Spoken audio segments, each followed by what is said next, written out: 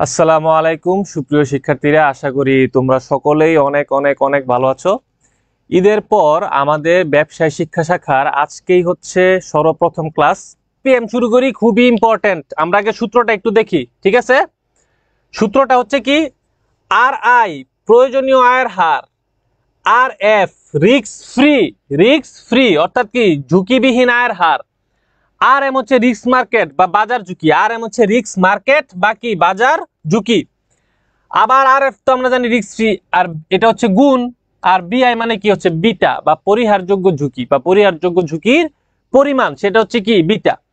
এখন দেখো দুইটা নতুন জিনিস এখানে আছে, একটা হচ্ছে বাজার ঝুঁকি প্রিমিয়াম, আর একটা হচ্ছে স্টক ঝুঁকি প্রিমিয়াম।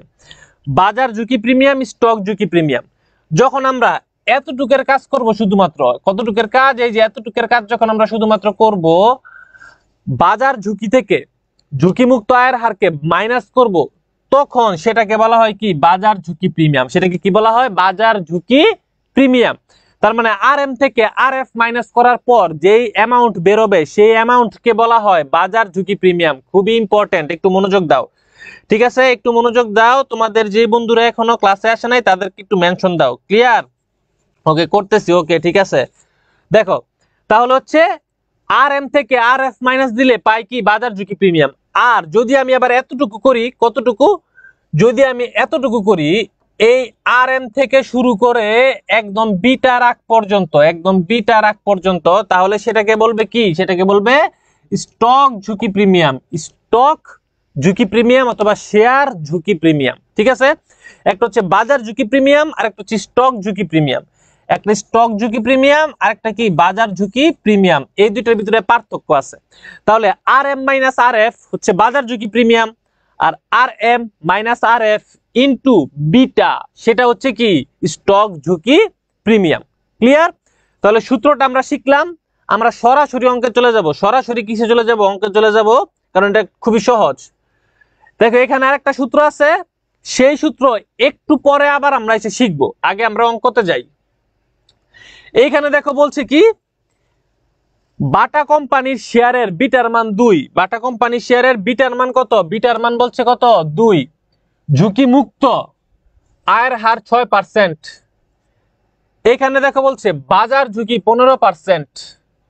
রফিকের প্রাক্কলিত আয়ের হার 30%। প্রাক্কলিত আয়ের হার 30% হলে বাজার ঝুঁকি প্রিমিয়াম কত?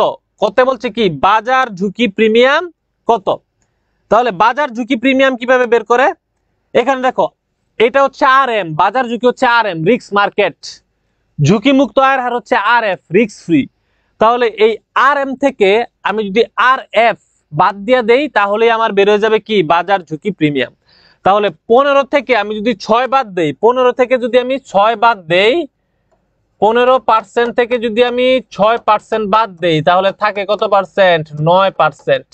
তাহলে এই 9%টি হচ্ছে কি? এই 9%টি হচ্ছে আমার বাজার ঝুঁকি প্রিমিয়াম। এই 9%টি হচ্ছে আমার কি বাজার ঝুঁকি প্রিমিয়াম। ক্লিয়ার? ওকে, এই তো তারিফ, ভালো আছি আলহামদুলিল্লাহ।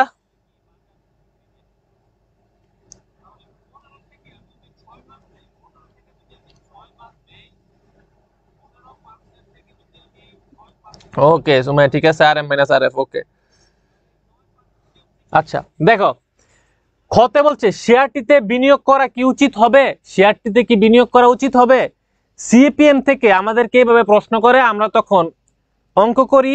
আমরা বলে আসি যে অঙ্ক হয়েছে 3 এ 3 শিওর, কিন্তু পাই 3 এ 1, 3 এ 1.5, 3 এ 2, 3 এ 3 পাই না। কেন পাই না? কারণ আমরা সিদ্ধান্ত নিতে ভুল করি, সিদ্ধান্ত নিতে ভুল করি। আমি এইখানে একটা জিনিস লিখে দিব, এটা একদম সীসার মতো মাথায় কি রাখতে হবে? মনে রাখতে হবে। কোনোভাবেই কি করা যাবে না? ভুল করা যাবে না, ঠিক আছে? একটু খেয়াল করো, এখানে লেখা আছে এস্টিমেটেড আয়ের হার বা প্রাক্কলিত আয়ের হার। আমি এখানে লেখা দেই, সেইখানে না লিখি, এখানে লিখে চলে যাবে একটু পরে। দেখো সিদ্ধান্ত, সিদ্ধান্ত, সিদ্ধান্ত আমার প্রয়োজনীয় আয়ের হার, প্রয়োজনীয় আয়ের হার যেটা আমি নির্ণয় করব সিএপিএম এ, তাহলে প্রয়োজনীয় আয়ের হার ইজ লেস দেন প্রাক্কলিত আয়ের হার। প্রাক্কলিত আয়ের হার, প্রাক্কলিত আয়ের হার।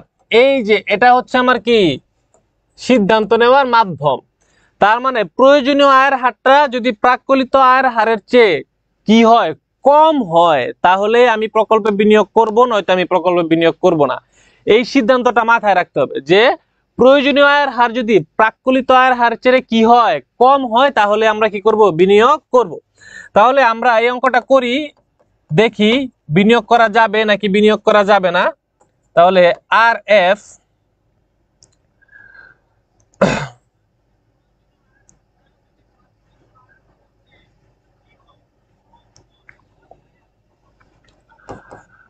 Plus R M minus R F into কি, ইন্টু হচ্ছে বিটা। তাহলে আমার আর এফ এর মান কত, আমার আর এফ এর মান হচ্ছে 6 আর আর এম এর মান হচ্ছে 15, বিটার মান হচ্ছে কত, বিটার মান হচ্ছে 2। তাহলে আমি অঙ্ক শুরু করে দেই। আর এফ এর মান হচ্ছে 6 প্লাস 15 মাইনাস 6 ইন্টু 2। দেখো ক্যালকুলেশন করলে কত আসে, ক্যালকুলেশন করলে দেখো কত আসে। ওকে, সরকারি আয়ের হার,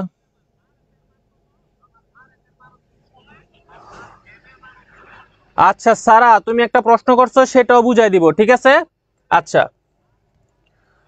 ওকে, তাহলে এইটা যদি আমি করি, তাহলে দেখো সরাসরি যদি করি 6 প্লাস 15 মাইনাস 6 ইন্টু 2, আমার আসে 24%। 24%। তাহলে দেখো আমার প্রয়োজনীয় আয়ের হার কত, 24। এটা কম হয়েছে কার থেকে, প্রাক্কলিত আয়ের হার। দেখো প্রাক্কলিত আয়ের হার 30, প্রাক্কলিত আয়ের হার 30। তাহলে প্রাক্কলিত আয়ের হার হচ্ছে কত, 30%, আর এটা হয়েছে 24%। দেখো তাহলে প্রয়োজনীয় আয়ের হার কি হয়েছে, কম হয়েছে। প্রয়োজনীয় আয়ের হার যেহেতু কম হয়েছে, সেহেতু এই প্রকল্পটা কি গ্রহণযোগ্য, এই প্রকল্পটা কি গ্রহণযোগ্য। যদি এটা 34% হয়ে যেত, এটা যদি 24 না হয় কি হইতো, 34 হইতো, তাহলে এই প্রকল্প বাতিল, প্রকল্প গ্রহণযোগ্য না। ক্লিয়ার? আচ্ছা, এখন সারা একটা প্রশ্ন করেছে, সারা একটা প্রশ্ন করেছে। প্রশ্নটা হচ্ছে যে যদি সরকারি আয়ের হার 6%, সরকারি আয়ের হার 6%, বাজার আয়ের হার 10%, বিটা সহগ 0.50% হলে প্রত্যাশিত আয়ের হার কত। দেখো এটা একদমই সহজ, এটাতে কঠিন কিছুই আসলে নাই। আমি সরাসরি লিখবো সিএপিএম এর সূত্র লিখবো সমান সমান, আবার এই সূত্রটাই লিখবো প্লাস আর এম মাইনাস হচ্ছে কি আর এফ ইন্টু কি বিটা।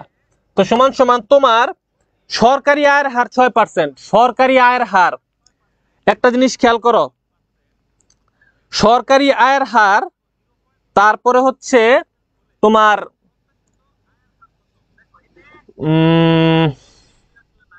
ট্রেজারি বিলের আয়ের হার, ট্রেজারি বিল বা ট্রেজারি বন্ড। সরকারি আয়ের হার, ট্রেজারি বিল, ট্রেজারি বন্ড, এগুলো সরকারি, এগুলো হচ্ছে ঝুঁকিমুক্ত বিনিয়োগ। যখন বলবে ট্রেজারি বিলের আয়ের হার 6%, আবার বুঝতে হবে এটা ঝুঁকিমুক্ত একটা বিনিয়োগ, ঝুঁকিমুক্ত। আবার যদি বলে treasury bill 10%, treasury bill, treasury bond, সরকারি আয়, এগুলো সবই হচ্ছে ঝুঁকিমুক্ত। ঠিক আছে, ঠিক আছে।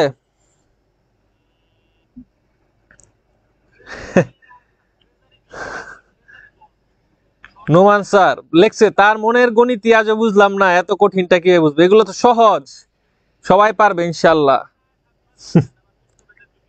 আচ্ছা ঠিক আছে, তাহলে যে প্রশ্ন করছো, তাহলে আমি আর এফ ধরবো কত, 6, আর এম ছিল 10 মাইনাস আর এফ আবার কত 6, বিটা কত 0.50 হচ্ছে আমার বিটা। তাহলে সরাসরি আমি যদি এটা ক্যালকুলেশন করি, সরাসরি যদি আমি ক্যালকুলেশন করি 6 প্লাস 4 ইন্টু 0.50, আমার উত্তর হবে 8%। উত্তর হবে কত, 8%। আশা করি সারা তুমি তোমার অ্যান্সারটা পেয়েছো। ঠিক আছে, উত্তর হবে কত পার্সেন্ট। আচ্ছা এটা একটু লিখে দেই, এটা হতে পারে সরকারি আয়, এটা হতে পারে সরকারি আয়, এটা হতে পারে ট্রেজারি বিল বা ট্রেজারি বন্ড, ট্রেজারি বিল বা ট্রেজারি বন্ড। তাহলে এই যে সরকারি আয় ট্রেজারি বিল, ট্রেজারি বন্ড হতে আয়, যেটাই বলা থাকুক সেটা আসলে কাকে ইন্ডিকেট করে? সেটা আসলে আরএফ বা রিস্ক ফ্রি কে কি করে? ইন্ডিকেট করে। রিস্ক ফ্রি কে কি করে? ইন্ডিকেট করে। ক্লিয়ার? ওকে, এইটা আশা করি বুঝা গেছে। এখন আমরা আরেকটা জিনিস শিখি। দেখো এইখানে আমাকে জানতে চাইছে বাকি সব তথ্য ঠিক রেখে যদি প্রয়োজনীয় আয়ের হার 33% হয় তবে বিটার মান কত? আমার কাছে জানতে চাইছে কিসের মান? বিটার মান জানতে চাইছে। এখন আমরা একটু ব্যাকে যাই। এই যে এটা হচ্ছে বিটার মান, বইয়ে পাবা না, কোথাও পাবা না। এখনই খাতায় লেখা রাখো, নয়তো স্ক্রিনশট নিয়ে রাখো, অথবা খাতায় লেখা রাখো বিটার মানটা বা বিটার সূত্রটা। ঠিক আছে, বিটার সূত্রটা একটু দেখো। বিটার সূত্রটা একটু দেখো। আর আই মাইনাস আর এফ, এই আর আই হচ্ছে যেটার মানটা আমরা সিএপিএম এর সাহায্যে নির্ণয় করি, আর আই বা প্রয়োজনীয় আয়ের হার। আর এফ হচ্ছে রিস্ক ফ্রি, আর এম হচ্ছে রিস্ক মার্কেট, এ আর এফ হচ্ছে রিস্ক ফ্রি। তার মানে প্রয়োজনীয় আয়ের হার থেকে ঝুঁকিমুক্ত আয়ের হার বিয়োগ, আবার আর এম থেকে আর এফ বিয়োগ, এই দুটাকে ভাগ দিলে কি হয়ে যায়? বিটার মানটা নির্ণয় হয়ে যায়। ক্লিয়ার সবাই? সবাই বুঝছো ব্যাপারটা? ওকে, সারা বুঝছে, ধন্যবাদ। ওকে, তাহলে বিটারটা একটু খেয়াল করো, একটু খেয়াল করো। ঠিক আছে, সূত্রটা দেখছো? সূত্রটা ক্লিয়ার? এখন আমরা সূত্রটা সরাসরি লিখবো। ঠিক আছে, সূত্রটা আমরা সরাসরি লিখবো। দেখো যদি আমরা সূত্রটা কি করি লিখি, তাহলে যদি আমি এখানে লিখি বিটা, বিটা ইকুয়াল টু উপরে হচ্ছে কত আমার? আর আই মাইনাস আর এফ, নিচে হচ্ছে আর M minus R F equal. একটা জিনিস খেয়াল করো, আমরা যদি আগের অঙ্কে যাই, আগের অঙ্কের আমার এটার মান বেরিয়েছিল কত? 24। এখানে আমরা সূত্রটা লিখি একটু শর্টে যাতে আমাদের বুঝতে সুবিধা হয়। বিটা সমান সমান R I minus R F, R M minus R F. Clear? আচ্ছা দেখো এখন এইখানে যদি আর আই কত? আর আই হচ্ছে এই যে আমি 24টা বের করছি, এটাই হচ্ছে আমার আর আই। তাহলে আমি এখানে লিখবো 24 মাইনাস আমার আর এফ কত ছিল? আর এফ ছিল 6, আমি এখানে লিখবো 6। আর এম ছিল কত? 15, এখানে লিখবো 15 মাইনাস আর এফ কত? 6। তাহলে 24 থেকে যদি আমি 6 বাদ দেই, 24 থেকে 6 বাদ দিলে থাকে 18, 15 থেকে 6 বাদ দিলে থাকে 9। তাহলে 18কে যখন আমি 9 দ্বারা কি করব? ভাগ করব, আমার বিটার মান বের হয়ে যাবে কত? বিটার মান বের হয়ে যাবে আমার 2। এই যে বিটার মান বের হয়ে যাবে কত? আমার 2। তাহলে 18কে যদি 9 দ্বারা ভাগ করি, বিটার মান কত বের হয়ে গেছে? 2 বের হয়ে গেছে। ক্লিয়ার সবাই? বুঝা গেছে? হ্যাঁ, উৎস পিডিএফটা দিব, পিডিএফটা দিব, কোনো সমস্যা নাই, পিডিএফ দিব। ঠিক আছে? আচ্ছা, এখন প্রশ্ন করছে এইটা, এই প্রশ্নটা অনুধাবনেও আসতে পারে, প্রয়োগমূলকেও আসতে পারে, অবজেক্টিভেও আসতে পারে, যে প্রয়োজনীয় আয়ের হার যদি 33% হয়, বাকি সবকিছুই কি আছে? ঠিক আছে।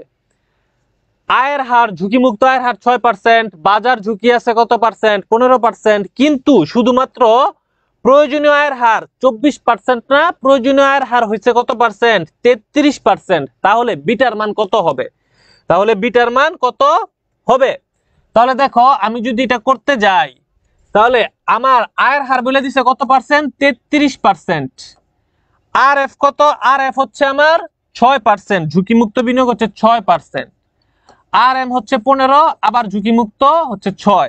এই যে আর এম রিস্ক মার্কেট, তাহলে রিস্ক মার্কেট কত? এই যে বাজার ঝুঁকি কত? 15, আমরা লিখছি এখানে কত? 15। আর আর এফ ছিল 6, লিখছি 6।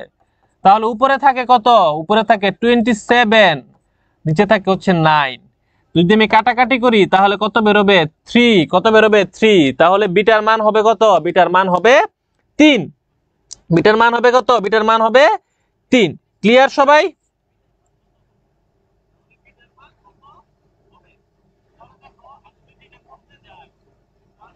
ক্লিয়ার সবাই?